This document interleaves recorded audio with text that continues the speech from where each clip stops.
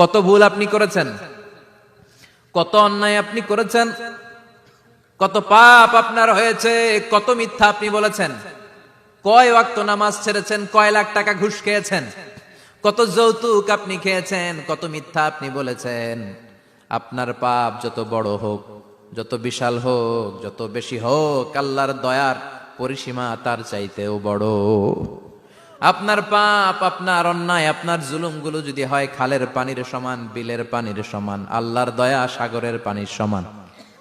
আপনার পাপ যদি হয় সাগরের পানির সমান, আল্লাহর দয়া মহাসাগরের পানির সমান। আপনার পাপ আর অন্যায় যদি হয় পাহাড়ের সমান, আল্লাহর দয়া আকাশের সমান। আপনার পাপ যদি হয় আকাশের সমান, আল্লাহর দয়া আরশের সমান। এজন্য আল্লাহ বললেন, ইয়া আইয়ুহাল্লাযীনা আমানু তুবু ইলাল্লাহি তাওবাতান নাসুহা। ও আমার গোলাম, তুই তোর নিজেরে যত বেশি ভালোবাসিস তার চেয়েও আমি তোরে বেশি ভালোবাসি। তোর বাবা মা তোরে যত বেশি ভালোবাসে তার চেয়েও আমাদেরকে বেশি ভালোবাসে কে? আল্লাহ বললেন, ভালোবাসারে তৈরি করার পরে আমি 100 টুকরা করলাম। চিল্লায় বলেন, কয় টুকরা? 99 টুকরা ভালোবাসা আমি আল্লাহ নিজের মধ্যে রেখে দিলাম। 1 টুকরা ভালোবাসা গোটা বিশ্বের সবার মধ্যে আমি ভাগ করে দিলাম। এজন্য আল্লাহ ডেকে বললেন, গোলাম আমি যে তোদের কত ভালোবাসি তোর ধারণা নাই। চোখের পানি ছাড়, গুনার কথা স্মরণ কর, তওবা কর। তওবার মতো তওবা করলে সব গুনাহ মাফ করে দিতে পারে কে? বিশ্বনবী বলে, আমার কোনো গুনাহ নাই, তারপরেও প্রতিদিন 70 বারেরও বেশি আমি তওবা করি। আল্লাহে ইন্নী আস্তাগফিরুল্লাহ ওয়া আতুবু ইলাইহি আকসার মিন 70 মাররা। Could you imagine that? কল্পনা করছেন কোনদিন যে নবীর গুনাহ নাই, ওই নবী তওবা পড়ে প্রতিদিন 70 বার, আকসার 70 বারেরও বেশি। আমার পড়া দরকার কয়বার? আপনার পড়া দরকার কয়বার? বিশ্বনবী 70 বারের বেশি বললে আমাদের পড়া দরকার কয়বার? আর আমরা প্রতিদিন পড়ি কয়বার? কথা কন। আমাদের ভুল হবে, ভুল হতে সমস্যা নাই, ভুল হওয়াই মানুষের স্বভাব, কিন্তু ভুল হওয়ার পরে ভুলের উপর অটল থাকা যাবে না। শয়তান আর মানুষের মধ্যে এই মৌলিক পার্থক্য। শয়তান ভুল করে ভুলের উপরই আছে, ঠিক কি না? ক্ষমা চায় নাই, কিন্তু আমরা সকালে ভুল করলে দুপুরে মাপ চাই কার কাছে? 19 সালে ভুল করলে 20 সালে মাপ চাই কার কাছে? মৃত্যুর আগ পর্যন্ত আমরা ক্ষমা চাইলে ক্ষমা করে দিবে কে? সব সময় 24/7 তওবার দরজা খোলা, 2টা সময় ছাড়া। ভালো করে মনে রাখবেন, মুখস্থ ঠোঁটস্থ যেন থাকে। 2টার সময় তওবা কবুল হয় না। চিৎকার করে বলেন, কয় সময়? এক হলো বাদাল গারগারা, গরগরানি যখন আসে, মালাকুল মাউত যখন চলে আসে, মালাকুল মাউতরে যখন দেখে ফেলবেন তখন তওবা কবুল হবে নাকি? কথা কন। ফেরাউনের নাম শুনছেন? ওরা যখন আল্লাহ লোহিত সাগরে ডুবাইয়া পানি খাওয়াইতে লাগলো, পানি খাইতে খাইতে পেটটা হয়েছে এত বড়, আর পানি খাইতে পারেন। এরপর হাত তুলে কয়, আনা মিনাল মুসলিমিন। কোরআনের আয়াত, আনা মিনাল, হাত তুলে কয়, আমি মুসলমান। ফেরাউন না বলে মুসলমান, আমরা যাবো কই? কথা কন। ফেরাউন হাত তুলে কয়, আনা মিনাল মুসলিমিন। আল্লাহ কয়, টাইম ইজ আপ, দেরি করছস। অনেক সময় দিলাম, অনেক সুস্থ রেখেছি, ক্ষমতা দিয়েছি, দাপট দিয়েছি, তখন যদি ঘাটটা নত করে, মাথাটা নত করে একবার ক্ষমা চাইতি, ফেরাউন তোরেও ক্ষমা করে দিতাম। কিন্তু সময় শেষ হওয়ার পরে আমি মুসলমানদের অন্তর্ভুক্ত বললে কোনো লাভ হবে নাকি? আল্লাহ বলল, সময় নাই, সময় শেষ। কারণ মুসা আলাইহিস সালামের চাচাতো ভাই অনেক দাওয়াত দিল, জাকাত দে। কারণকে জাকাত দিব না, এই সম্পদ আমি কামাইছি, আল্লাহ দেয় নাই। মুসা আলাইহিস সালাম বললেন, তাহলে আযাবের অপেক্ষা কর। আযাব চলে আসলো। আল্লাহ বলেন, মুসা সেফ জোনে যাও, সরো, এখনই আযাব। ফাখাসাফনা বিহি ওয়া বিদারিহিল আরদ। পুরো ফাইয়ুমের জমিনটার আল্লাহ কাঁপিয়ে দিলেন, আর কারুনকে সহ পুরো সম্পত্তি তার জামিনের ভিতরে দাবিয়ে দিলেন। হাঁটু পর্যন্ত কারুন দেবে যায়, ভাবছে উঠে যাবে। কোমর পর্যন্ত দেবে যায়, ভাবছে উঠে যাবে। গলা পর্যন্ত যখন দেবে যায়, আর সুযোগ নাই। কয়, মুসা আমার সব সম্পত্তি তোরে আর তোর আল্লাহরে দিয়ে দিলাম, আমারে বাঁচা, আমারে সব সম্পত্তি তোর আর তোর আল্লাহর, আমারে খালি বাঁচা। চাচা আপন প্রাণ।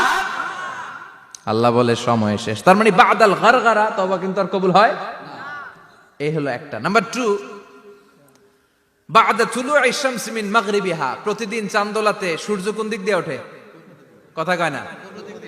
পূর্ব দিকে। কিয়ামতের আগ দিয়ে সূর্য আর পূর্ব দিকে উঠবে না, পশ্চিম দিক থেকে উঠবে। যেদিন প্রভাতে পশ্চিম দিক থেকে সূর্য উঠবে, ওই দিন থেকে তওবার দরজাটারে বন্ধ করে দিবে কে? তার আগ মুহূর্ত পর্যন্ত জীবনে যত গুনাহ করেছি, অন্যায় করেছি, চোখের পানি ছেড়ে ক্ষমা চাইলে ক্ষমা করবে কে? শয়তান আল্লাহরে চ্যালেঞ্জ দিছে, আল্লাহ তুমি আমারে জাহান্নামে পাঠাবা, আমিও তোমার বান্দা করে লয়ে একসাথে জামাতে ঢুকমু। একা ঢুকবো না, একা যাব না, তোমার বান্দাদেরকে সবগুলারে জাহান্নামী বানায়া তারপরে ঢুকমু। তোমারে চ্যালেঞ্জ দিলাম, একটারও জান্নাতে ঢুকাইতে পারবা? আল্লাহকে তুই আমার চ্যালেঞ্জ দিলি? আমি তো সব রাজার বড় রাজা, মহারাজা, আমারে চ্যালেঞ্জ দেশ, এত সাহস পাইলি কই? তুই আজীবন ওয়াসওয়াসা দিয়ে পাপ কাজ করাবি, একদিন তাফসীর মাহফিলে এসে আমার বান্দা ক্ষমা চাবে, আমি মাফ করে দেবো, তুই কি করবি? আজীবন অন্যায় করবে, আজীবন পাপ করবে, জুলুম করবে, একদিন চোখের পানি ছেড়ে আমার কাছে কান্নার মতো কান্না করলে আমি সব গুনাহ মাফ করে দেব। এজন্য আল্লাহ বললেন, ইয়া আইয়ুহাল্লাযীনা আমানু তুবু ইলাল্লাহি তাওবাতান নাসুহা। ভুল করেছো, তওবা করো, মাফ করবে কে? সাইয়েদনা আদম আলাইহিস সালাম ভুল করলেন, দুনিয়ায় এসে শত শত বছর কাঁদলেন, কিন্তু ক্ষমা হয় না। আল্লাহরে বললেন, আল্লাহ কি করলে ক্ষমা পাবো বলো? ফাতালাক্কা আদামু মির রাব্বিহি কালিমাতিন ফাতাবা আলাই। আল্লাহ বললেন, ও আদম, তোমারে কিছু কালেমা শিখায় দেই, এই কালেমাগুলো দিয়ে আমার কাছে দোয়া করো, ক্ষমা করে দেব। আল্লাহ শিখায় দিলেন, ও আদম, দুই হাত তুলে চোখের পানি ছেড়ে আমার কাছে পড়ো, রব্বানা, পড়েন, রব্বানা যালামনা আনফুসানা ওয়া ইল্লাম তাগফির লানা ওয়া তারহামনা লানাকুনান্না মিনাল খাসিরিন। এটা শিখাই দিছিল আল্লাহ। আল্লাহ, আমি জুলুম করেছি, অন্যায় করেছি, ভুল করেছি, পাপ করেছি, তুমি যদি ক্ষমা না করো, ক্ষমা করার কেউ নাই, ঠিক কি না? আমরাও পাপ করলে এই দোয়াটা পড়ার দরকার আছে না নাই? 5টা শর্ত সাপেক্ষে আমাদের তওবা কবুল করবে কে? তওবা কবুল হওয়ার কিছু শর্ত আছে, 5টা। কয়টা? চিৎকার মেরে বলতে হবে, তওবা কবুল হওয়ার শর্ত কয়টা? 1 নম্বরে হচ্ছে আল ইকরা, acknowledgement. You have to give the acknowledgement that you are the greatest sinner on earth. আপনাকে ঘোষণা দিতে হবে যে আপনি এই পৃথিবীর সবচেয়ে বড় পাপী।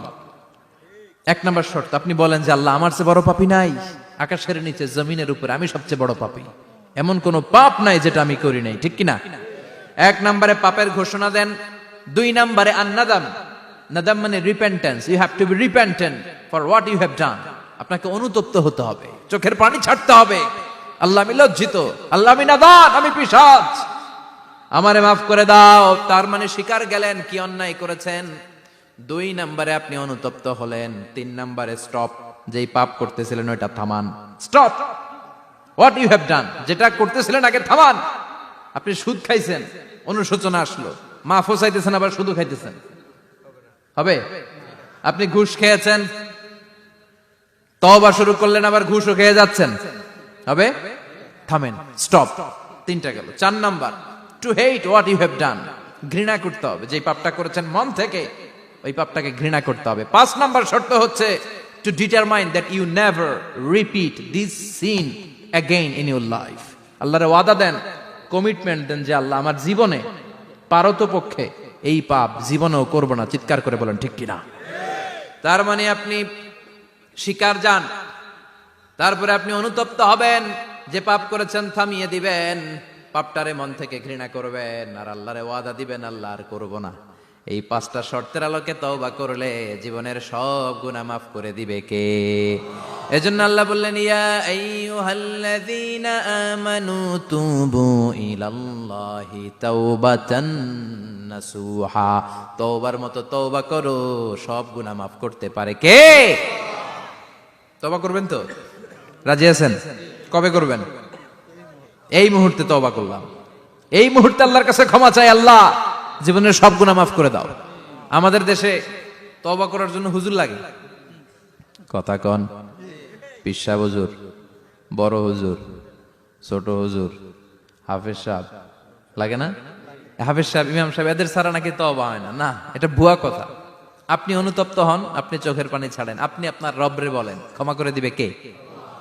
ইমাম সাহেব আসতে হবে শর্ত না, পীর সাহেব হুজুর এসে হুজুরের হাতে হাত রেখে তওবা পড়তে হবে শর্ত না। আপনার রবরে ডেকে চোখের পানি ছেড়ে ক্ষমা চান, ক্ষমা করবে কে? আর প্রতিদিন শতবার পড়তে থাকবেন আস্তাগফিরুল্লাহ। আওয়াজ করে সবাই পড়েন আস্তাগফিরুল্লাহ, আর জোরে পড়েন আস্তাগফিরুল্লাহ। বিশ্বনবী বলেন, মান লাজিমাল ইস্তিগফার জাআলাল্লাহু লাহু মিন কুল্লি দিকিন মাখরাজা। সব সময় ইস্তিগফারের সাথে যে লেগে থাকবে, রব্বুল আলামিন তারে 5টা জিনিস দিবে। কয়টা? কথা কোন, আরো জোরে সবাই বলেন কয়টা? নাম্বার 1, জাআলাল্লাহু লাহু মিন কুল্লি দিকিন মাখরাজা। বিপদে পড়লে বিপদ থেকে উদ্ধার করবে কে? আমাদের তো কোনো বিপদ নাই না? আছে? কত বিপদ। হ্যাঁ, রাস্তাঘাটে দুর্ঘটনা হতে পারে, যে কোনো সময় ভূমিকম্পে পড়তে পারি, বজ্রপাত পড়তে পারে না, ঠেড়া পয়রা মানুষ নাই, আছে না নাই? এই বিপদ আপদ থেকে আপনারা রক্ষা করবে কে? যদি আপনি ইস্তেগফারের সাথে আঠার মতো লেগে থাকেন। কিসের সাথে? কথা বলেন। ইস্তেগফারের সাথে লেগে থাকতে পারলে 1 নাম্বার হচ্ছে বিপদে পড়লে আপনারে মুক্ত করে দিবে কে? 2 নাম্বার, ওমিন কুল্লি হাম্মিন ফারাজা। যে কোনো ধরনের টেনশন, হাইপার টেনশন থেকে বাঁচায় দিবে কে? আমাদের তো টেনশন মেনশন নাই না? আছে? লাইফ নিয়ে টেনশন, বাঁচার টেনশন, মরার টেনশন, ক্যারিয়ারের টেনশন, রাস্তাঘাটে যানজট, এটার টেনশন, পুলিশের দৌড়ানি, র্যাবের দৌড়ানি, বাড়ির ভাড়া, গ্যাস বিল, বিদ্যুৎ বিল, ছেলে মেয়েদের লেখাপড়া, কত টেনশন। এই সব টেনশন থেকে আপনারে মুক্ত করে দিবে কে? 3 নম্বরে, ওয়ারযুকহু মিন হাইসু লা ইয়াহতাসিব। এমন জায়গা থেকে আল্লাহ আপনার রিজিকের ব্যবস্থা করবে আপনি কল্পনাই করতে পারবেন না। সুবহানাল্লাহ পড়েন। 4 নম্বরে, সবসময় ইস্তেগফার যদি পড়া হয়, আল্লাহর কোনো আযাব ওই বান্দার উপরে আসে না। ওমা কানাল্লাহু মুআযযিবাহুম ওয়া হুম ইস্তাগফিরুন।